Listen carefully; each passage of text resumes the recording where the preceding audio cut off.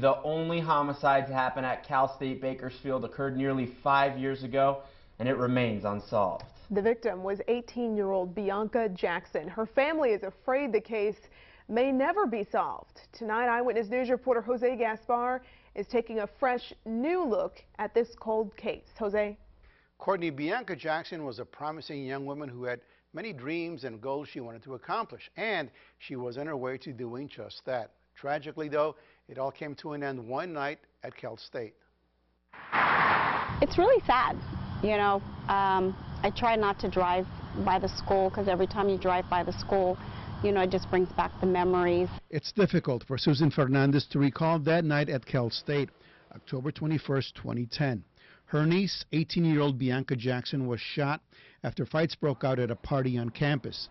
Bianca was an innocent victim who was leaving when someone fired a weapon. You should never bury a child, and not an 18-year-old child. Nearly 5 years after the shooting, the case remains cold. I think my greatest worry is that it's going to go unsolved. Bianca's death and the fact it remains unsolved has been especially difficult for her mother, Veronica Jackson. I think my sister is just numb. I don't think she has been able to deal with it yet. I can't imagine what she goes through.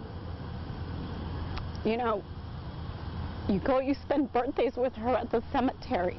Though she was just 18, Bianca was an ambitious teen who was artistically gifted, had plans on going to FIDM, Fashion Institute of Design in Los Angeles, and she could sing.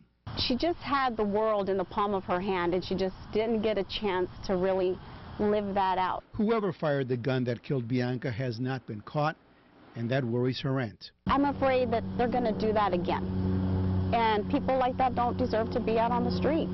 The family is asking, pleading for help in finding the person responsible for Bianca's death, and urge anyone who may know something about this case to come forward.